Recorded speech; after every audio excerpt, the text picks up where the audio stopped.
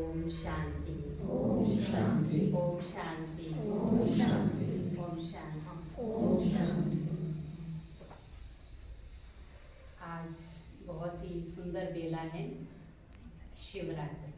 वैसे तो शिवरात्रि का त्यौहार 26 तारीख को है, लेकिन अभी भी अंधेरा दूर नहीं हुआ है, इसलिए शिव बाबा के साथ अज्ञानता का अंधियारा मिटाना है। इसी की यादगार शिवरात्रि मनाई जाती है, जिसके लिए हमारे बीच ऋषिकेश से आरती दीदी भी आए हैं। हर बारी हमारी ज्ञान रत्नों से झोलियां भरते हैं और हमें अंधेरे से उजाला की ओर राह दिखाते हैं। तो दीदी का भी मैं आज बहुत बहुत स्वागत करती हूँ शिवरात्रि पर। इनमें तो 15 दिन से ऋषिकेश में बहुत शिवरात्रि का कार्यक्रम चल रहा है। तो इस शिवरात्रि पर हम कुछ विशेष खास करें अपने लिए कि कम से कम अपना ज्योति तो जगा लें। जब हमारे अंदर रोशनी होगी तभी हम बाहर उजाला कर सकते हैं। अगर खुद ही अभी भी थोड़ा अंधेरे में, कभी दिया जल रहा है, कभी बुझ रहा है, उसका ध्यान नहीं रखा जा रहा है, तो जीवन हमारा कैसे सार्थक होगा, कैसे शक्तिशाली बनेगा। खाली एक दिन का ये त्यौहार नहीं है कि उस दिन क्या करते हैं विशेष। लोग जो है नशा करते हैं, नशा भी करते हैं ना। कई मंदिर में हम लोग जाते हैं तो वहाँ ऐसा नशा करते, मैंने सोचा क्या कुछ झूम रहे हैं भाई लोग, बाहर आ रहे हैं, मतलब पी रखा है क्या, घोटा, भांग का घोटा। और बाबा ने कहा नारायणी नशा, शंकर जी ने कोई ये नशा नहीं किया, इसके लिए सरकार भी अभियान चला रही है, नशा बंद करो बंद करो। क्या भगवान ने ये आदेश दिया होगा कि नशा करो? जब हमें भी अच्छा नहीं लग रहा है तो भगवान को अच्छा लगेगा? बताओ, अच्छा लगेगा भगवान को?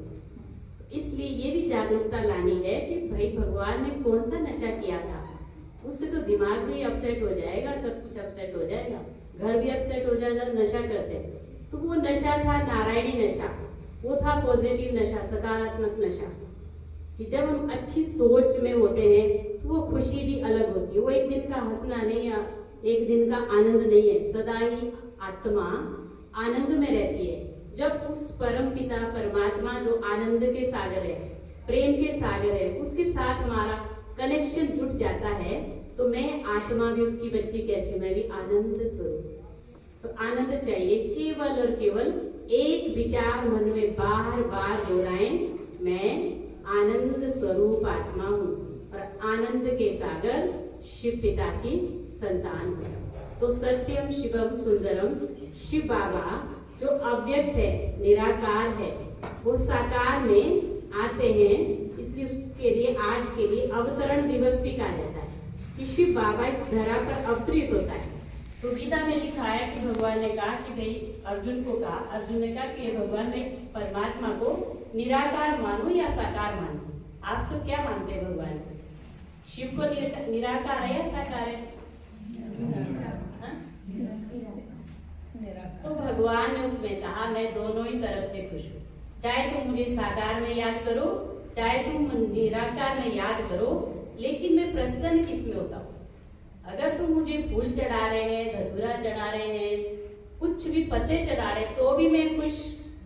चाहे तुम कुछ भी आज चढ़ाओगे लेकिन मैं नाराज नहीं होता हूँ। लेकिन सबसे ज्यादा प्रसन्न मैं कब होता हूँ? जब तुम मुझे जो कुछ चढ़ाते हो, कैसे? मैं तो केवल श्रद्धा और प्रेम का प्यासा हूँ। खाली विधि से मैं खुश नहीं होता हूँ। विधि पूर्वक तुम करते हो, जल चढ़ा दिया, चढ़ाना ही है, बस पूजा करनी ही है, चाहे चक्कर आ रहे हैं नहीं। लेकिन विधि से ही वो खुश नहीं होता। कहते तो सिद्धि तब प्राप्त होगी जब तुम श्रद्धा और प्रेम से मुझे, दिल से मुझे याद करेंगे। मैं ही प्रेम हूँ, मैं ही प्रेम स्वरूप, प्रेम का सागर है। भगवान प्रेम है, प्रेम है, प्रेम है, और कुछ भी नहीं है भगवान। उसके साथ, प्रेम के सागर के साथ मैं आत्मा क्यों भटक रही हूँ संसार के नाशवान प्रेम में? क्योंकि मुझे उस प्रेम में रस नहीं आ रहा है। रस क्यों नहीं आ रहा है? उसने कहा मेरा जो असली रूप है वो अव्यक्त है, मैं साकार में तुम्हारे बीच प्रकट होता हूँ, मैं कैसे बोलूंगा? मुझे आधार चाहिए, माध्यम चाहिए, प्रजा पिता ब्रह्मा के तन में मैं अवतरित होता हूँ। जब यहाँ पे यदा यदा धर्मस्य ग्लानि, जब जब धर्म की ग्लानि होती है, सृष्टि पर पाप बढ़ता है तब मैं आता हूँ।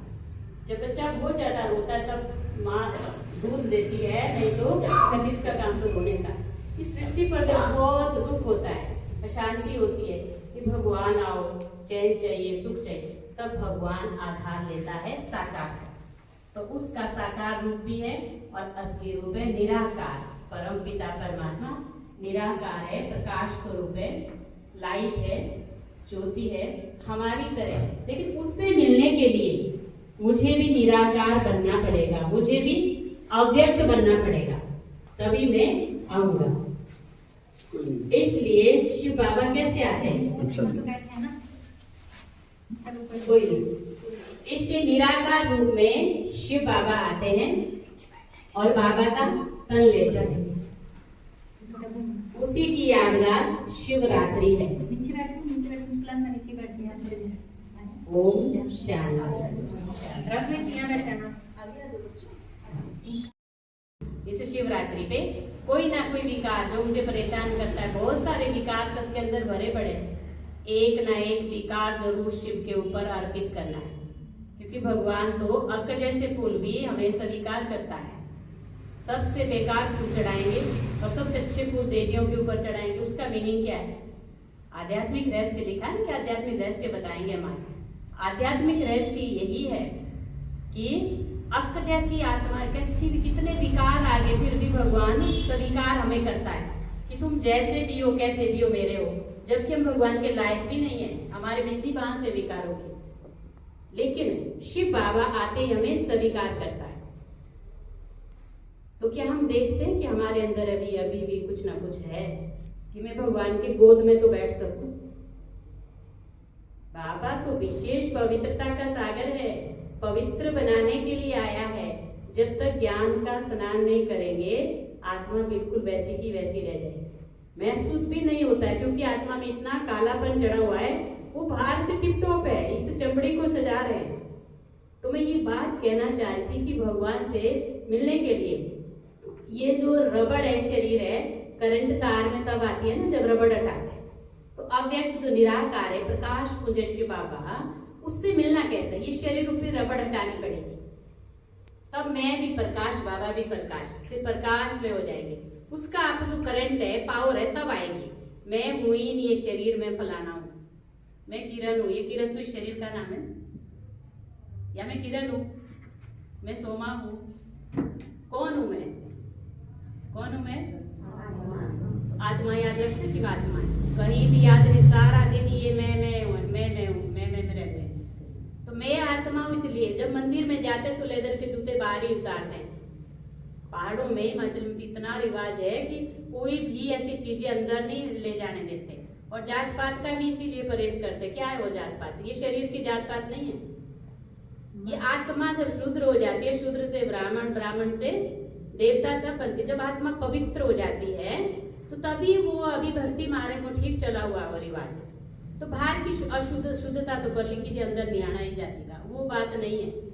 लेकिन बाबा ने आत्मा जो है अपवित्र हो गई है, इसलिए देवताओं को भी हाथ मुंह धो करके, नहा करके हाथ लगाते हैं। भाई सभी नहीं लगा सकते हाथ, कितनी शुद्धता का महत्व है।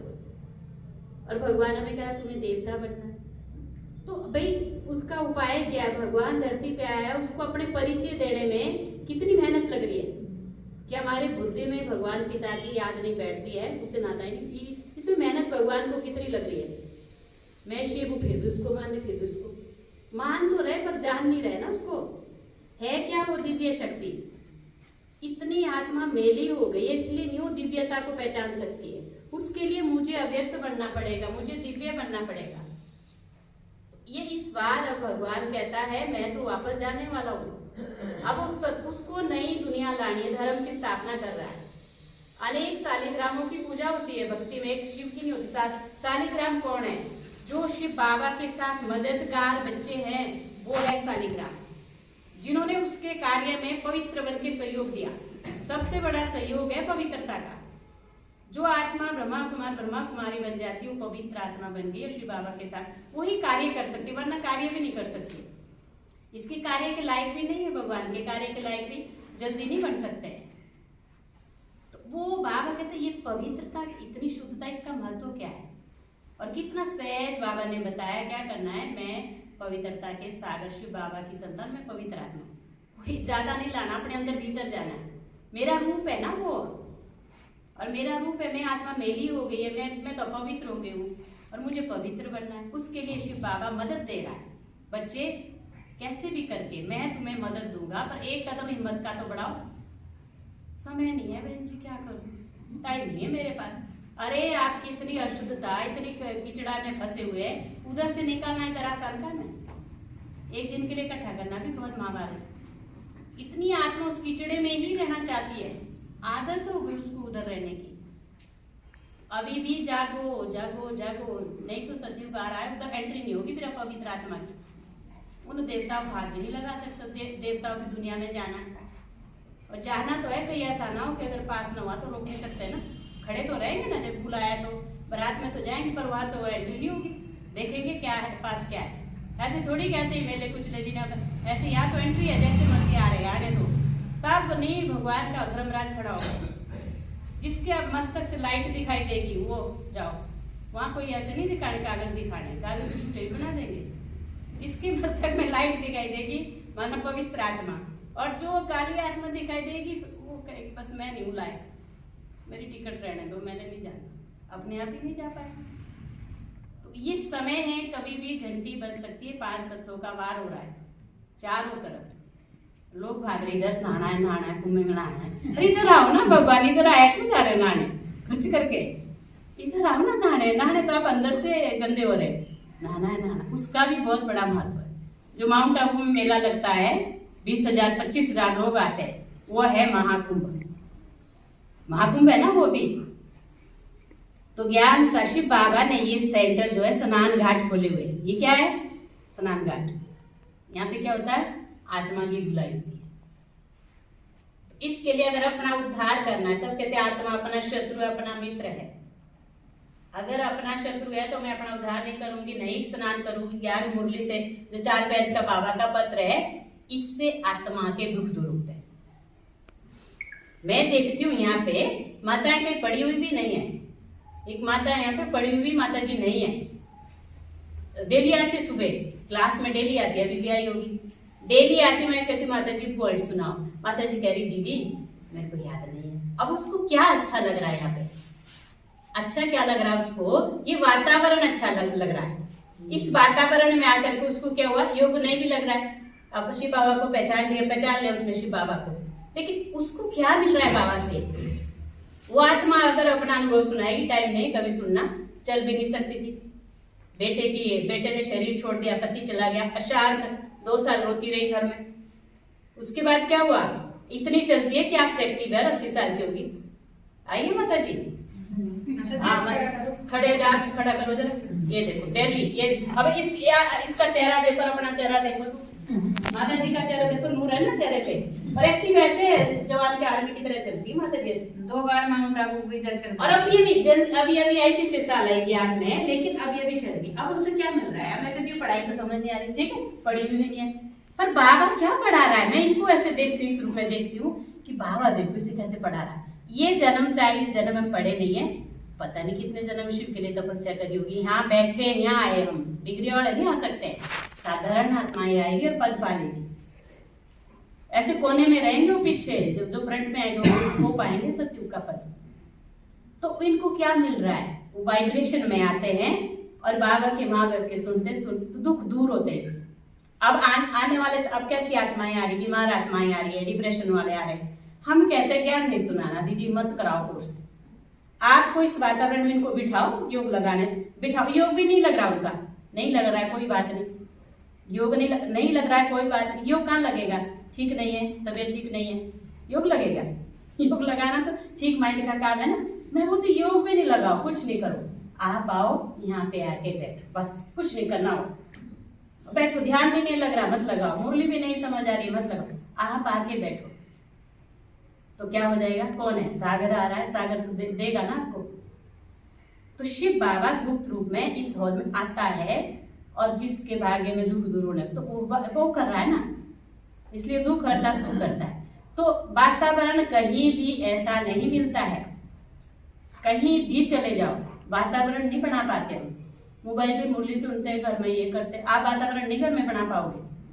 कितनी भी आप मोबाइल पे सुन रहे हो मुरली, चाहे 4 बार सुन लो, आपका घर का वातावरण है शिवालय जैसा? ये क्या है? तो शिवालय पवित्र स्थान है। और बनाया किसने ये घर? किसने बनाया घर? किसके नाम रजिस्ट्री? भगवान शिव का शिवालय है ना डायरेक्टर।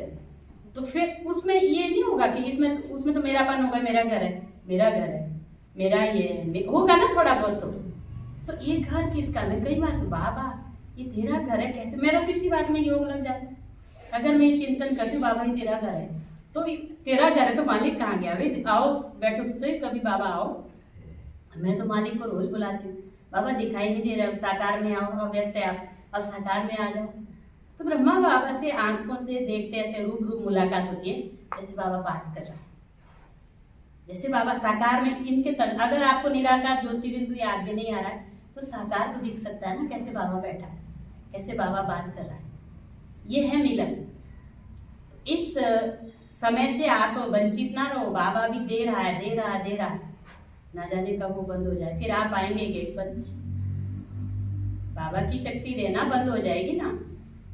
इतना लो कि हम औरों को भी दे सके, मैं आत्मा ऐसी सशक्त बन जाऊं। ये है शिवरात्रि का अर्थ कि अपने अंधेरा भी दूर करो और औरों को भी जगाओ। ये शिव बाबा का आदेश है ना, हर बच्चे को संदेश दो। अभी दीदी से समाचार में सेवा का सुन रही थी, कितने हजार दीदी पर्चे बटे आपके? 30,000। 30,000 पर्चे बटे। तालियां तो बजाओ जरा। 20,000 और छपाए। इतने भाई बहन सेवा करते हैं। 3 फरवरी से हमने शुरू किया था सेवा, 3 फरवरी से पर्चे बांटने, और अभी तक 30,000 बढ़ चुके हैं और अभी 20,000 हमने और छपवाए। ये है शिव बाबा का संदेश का पर्चे घर घर जा रहे हैं, घर घर परमात्मा का संदेश दे रहे हैं। और बहुत दुनिया में अशांत आत्माएं हैं, जो भी जा रहे हैं भाई बहन, वो अनुभव कर रहे हैं कि जो भी घर से निकल रहे हैं, कई तो पागलों वाली हालत में हैं। और जब वो देखते हैं, उन्हें बताया जाता है कि ये परमात्मा पिता का संदेश है,